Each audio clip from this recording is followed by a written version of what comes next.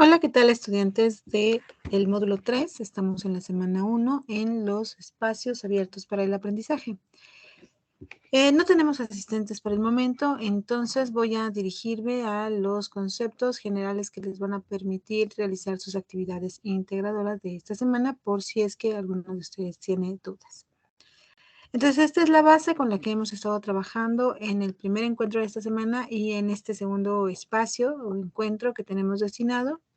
Entonces, algunos de estos puntos los revisamos en la primera sesión de esta semana. Entonces, ahorita en lo que me voy a enfocar son en estos conceptos teóricos. No sin antes mencionarles que si llegan a presentar alguna duda, me pueden contactar por medio de mensaje y yo estaré respondiendo todas las dudas que lleguen a presentar.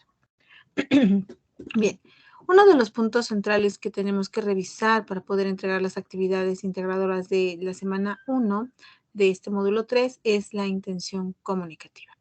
Cuando hablamos de intención comunicativa, nos referimos a lo que se está buscando por medio del uso de la comunicación. ¿Qué es lo que se pretende lograr por medio de la lengua? Entonces, dependiendo del tipo de texto que estemos revisando, vamos a tener una intención comunicativa distinta. Es decir, los textos que revisamos pueden diferenciarse por su intención comunicativa. Tal es así que los textos narrativos, por ejemplo, nos narran hechos. Su intención comunicativa es narrar hechos. ¿Cuál puede ser un texto narrativo? Pues un cuento, una historieta, nos están narrando diferentes hechos que se están llevando, que se realizaron o que se están llevando a cabo.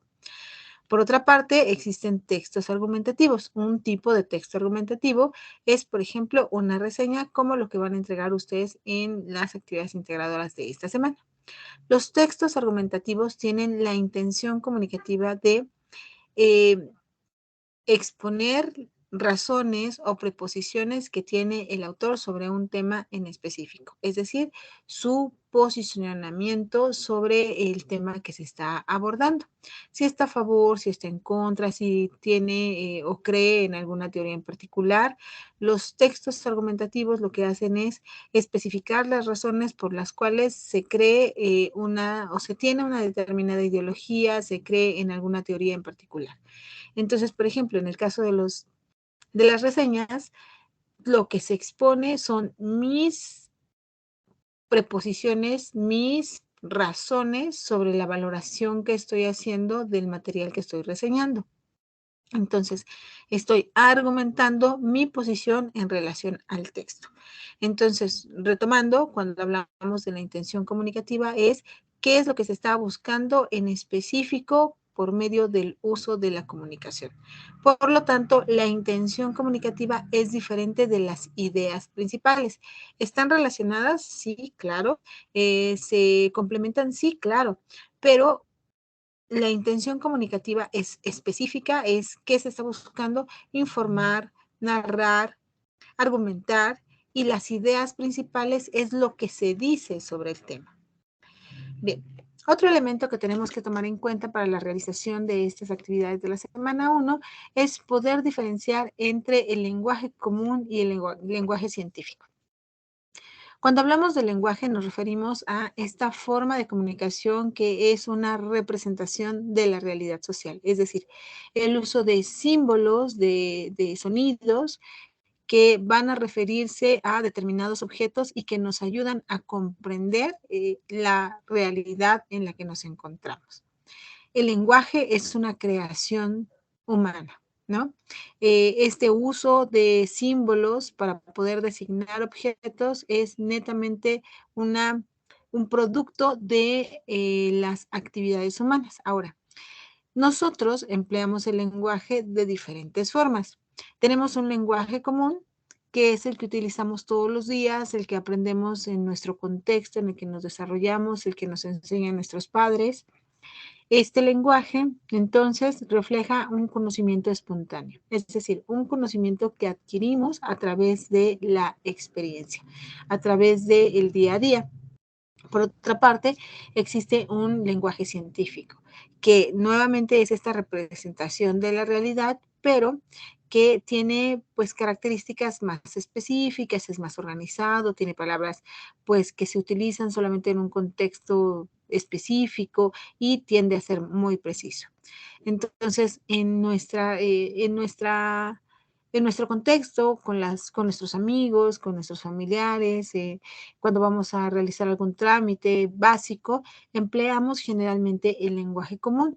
Este uso de palabras que son comunes, que son normales, que son cotidianas. Y cuando hacemos la lectura de un texto de divulgación científica, por ejemplo, a veces incluso nos puede costar un poquito más de trabajo poderlo comprender porque tiene terminología específica. ¿Cuál es esta terminología específica? Palabras que no forman parte de nuestro lenguaje cotidiano.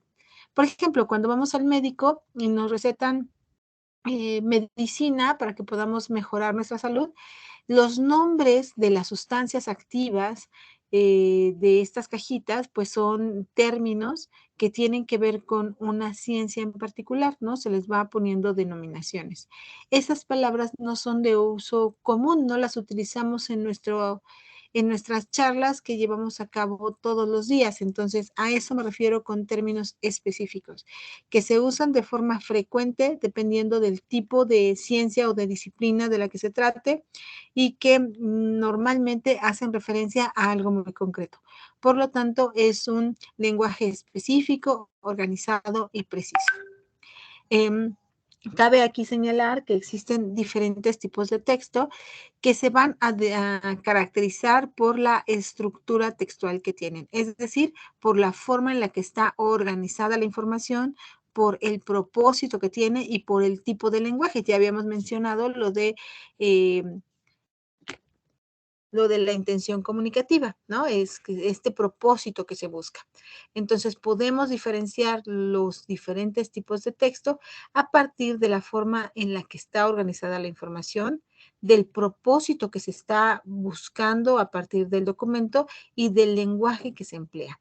Entonces, ya mencionamos la intención comunicativa y el tipo de lenguaje. Digamos que estamos revisando un instructivo. En el instructivo tiene el propósito de guiarte para poder ir siguiendo paso a paso una serie de tareas a fin de que puedas realizar alguna actividad, ¿no? Por ejemplo, instalar una repisa, poder configurar una computadora. Entonces, el instructivo nos va guiando paso a paso sobre lo que tenemos que realizar para poder instalar el dispositivo o el aparato o el material que estamos buscando. ¿Cómo es entonces el lenguaje? Pues es un lenguaje común porque va dirigido a la población en general, sin importar si lo compró un señor, una mujer, un estudiante, nos va guiando paso a paso, por lo tanto no tiene un lenguaje común e incluso cuando las piezas tienen un nombre específico, pues le ponen por ahí un dibujito para que podamos identificar cuál es la pieza de la que se nos está hablando, ¿no? Tienen un propósito. ¿Cuál es el propósito? Pues informar, ¿no? Y la forma en la que está organizada la información, pues es concreta, va con una serie de pasos, no es una narración. Entonces, podemos distinguir los diferentes tipos de texto a partir de la forma en la que está organizada la información, del propósito que tiene dicho documento y del tipo de lenguaje. Algunos tipos de texto son estos. Textos informativos, un ejemplo de ellos serían las noticias. Textos instructivos, un ejemplo de ellos serían las recetas o los instructivos. Textos narrativos, un ejemplo de ellos serían los cuentos o las novelas. Textos descriptivos, un ejemplo de ellos serían los artículos científicos. Textos argumentativos, un ejemplo de ellos serían los ensayos. Y entonces cada uno de estos diferentes tipos de texto tienen una forma de organizar la información, un propósito en específico y usan un tipo de lenguaje en particular. Bien. Para esta semana, otro elemento que también tienen que poder realizar de forma adecuada es un resumen. Entonces, aunque pareciera que esto es algo que podemos elaborar con cierta facilidad, en muchas ocasiones los resúmenes no cumplen con lo necesario para poder tener el criterio de evaluación. ¿A qué me refiero con esto? Un resumen es un texto breve de un material que revisamos y que tiene que estar escrito en nuestras propias palabras. Entonces, un resumen debe de evitar citas textuales. ¿Se pueden colocar citas textuales? Sí, pero no puede estar constituido de cita textual. ¿Qué es una cita textual? Fragmentos del documento original. Es decir, si yo voy a leer un documento que está constituido de 2 páginas, y al momento de leerlo, voy seleccionando fragmentos, los copio y los pego, los copio y los pego en otro documento, seleccionando solo una parte de este material, eso no es un resumen. Esa es una transcripción textual. Para poder entregar un resumen, tengo que leer, entender y explicar en mis propias palabras. Entonces, dice aquí, en algunas ocasiones nos encontramos con textos, con citas textuales de los autores o de otros autores, es decir, del que estamos revisando o de otros que no, incluso no menciono que revisé. Lo importante es captar la esencia de la frase y utilizarlo en nuestras propias palabras. Por ejemplo, digamos que el material dice esto de forma textual. En la actualidad, los niños pasan muchas horas delante de los televisores. Si yo lo copio y lo pego, esto no sería correcto.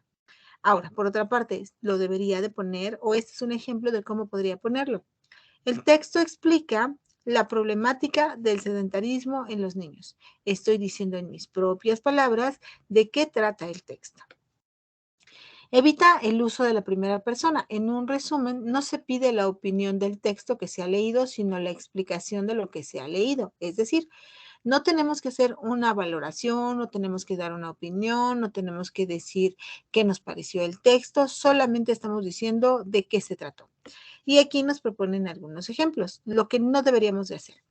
Yo creo que el artículo habla sobre la manipulación de los medios de comunicación. Yo creo que añade este toque de dar mi opinión. No nos están pidiendo la opinión, nos están diciendo que digamos de forma resumida de qué trató el material. Entonces, ¿cómo podría yo ponerlo? El artículo trata sobre la manipulación de los medios de comunicación. ¿Se dan cuenta? No hablo en primera persona. Uso de conectores textuales. El uso de conectores textuales en un resumen es fundamental para dar una mayor coherencia y cohesión al texto que se resume. Como les decía hace un momento, pareciera que de pronto son ideas aisladas, ¿no? Yo leo el material y voy sacando las ideas principales, después las copio y las coloco en un documento.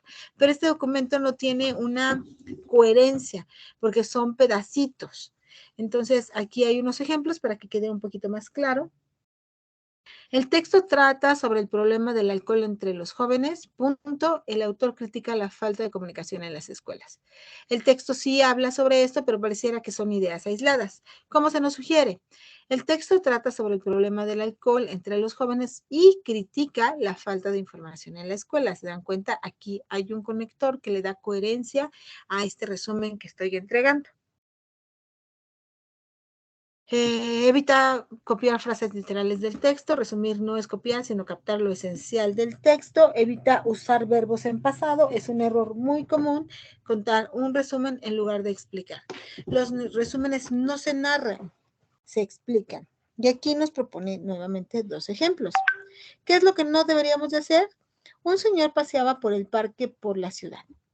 Lo que sí podríamos hacer es el texto describe el paseo de un hombre por la ciudad. Entonces, si se dan cuenta, es un documento un resumen, es un texto que incluyo en un documento donde yo expreso lo que he entendido sobre el material en mis propias palabras, sin hablar en primera persona, sin emitir opiniones, dándole coherencia a la narración y no narrando en verbo pasado.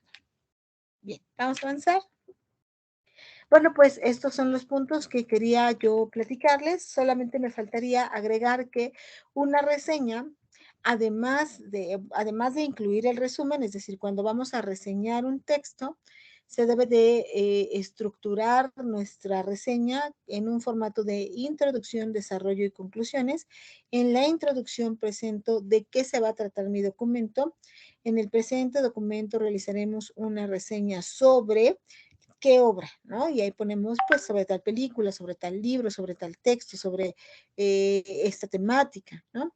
Una vez que introduzco a mi lector a lo que va a encontrar en esta reseña, entonces resumo.